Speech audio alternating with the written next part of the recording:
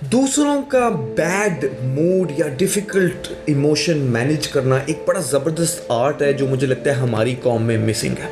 हम बहुत इनटॉलरेंट हैं, हमसे तो हम फ़ौरन इमीडिएट रिएक्शन देते हैं। हम दूसरे के शूज़ में जाके समझते नहीं हैं कि यार उसके क्या दिल में गुजर रही होगी, दिमाग में गुजर रही होगी, उसके इमोशंस।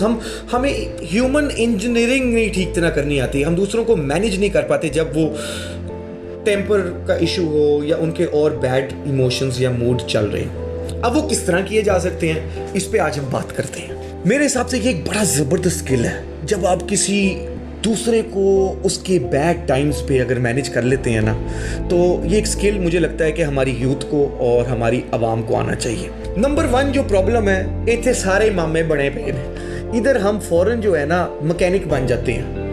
हमें मिरर बनना है, मैकेनिक नहीं बनना। इसका क्या मतलब है? हमारे पास कोई आता है अपना प्रॉब्लम लेके, तो हम फ़ौरन इंज मामा बन जाने हैं, टूल बॉक्स खोलने हैं तो उन्हें सोल्यूशन दे रहे होने हैं। उसको सोल्यूशन नहीं चाहिए होता, उसको कंधा चाहिए होता है। Most people struggling emotionally don't want their problem to be fixed, they just want to be understood and heard.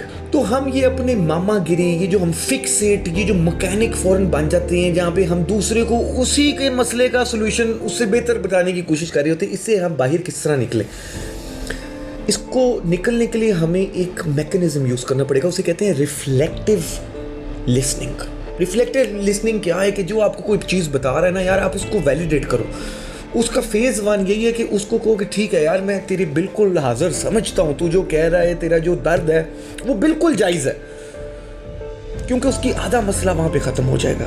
जब उसको पता चल जाएगा कि उसको कोई कंधा मिल गया। ये कंधा जब चाहिए हो ना, तो बादशाह एक कंधा नहीं मिलता। हुण अपने कंधे नाल थोड़ी गर्दन ला सकते हो। तो गर्दन का प्रॉब्लम पहले, एक और इमोशनल प्रॉब्लम, उसमें गर्दन का प्रॉब्लम, इतने प्रॉब्लमों के साथ बंदा किधर जाए।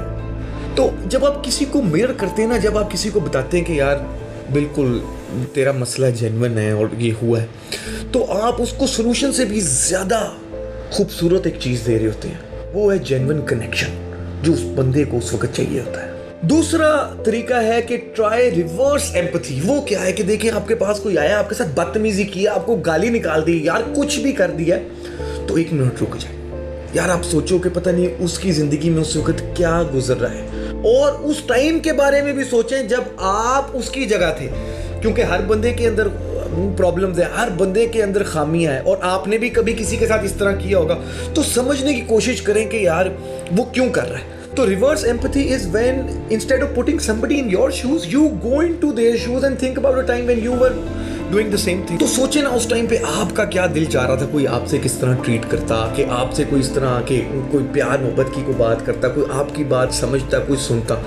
तो अगले को आप स्पेस दें, माफ़ी करें, दरगुजर करें, और आप जितना अपने आप को उस पर्सन के साथ उस वक्त रिलेट कर लेंगे ना, उतना ही आप उसको बेटर सपोर्ट भी दे सकेंगे और सोल्यूशन भी दे सकेंगे। वो कहते हैं ना कि डोंट जज me until you have not walked a mile in my shoe with a nail up my foot. जब तक आप जो पैर में कील लगा हुआ है ना, सारी स्टोरी उसकी है। जब तक आप वो दर्द नहीं समझेंगे, तब तक आप उसको वो सोल्यूशन दे ही नहीं सकते।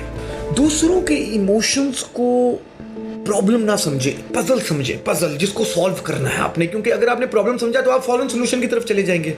जब आप पजल माइंडसेट के साथ जाएंगे तो आप और क्यूरियस होंगे समझने के लिए कि यार जड़ और कॉज और सिम्टम क्या है, क्योंकि जब आपने वो नब्ज पकड़ ली ना कॉज की और सिम्टम की, तब सोल्यूशन निकलेगा।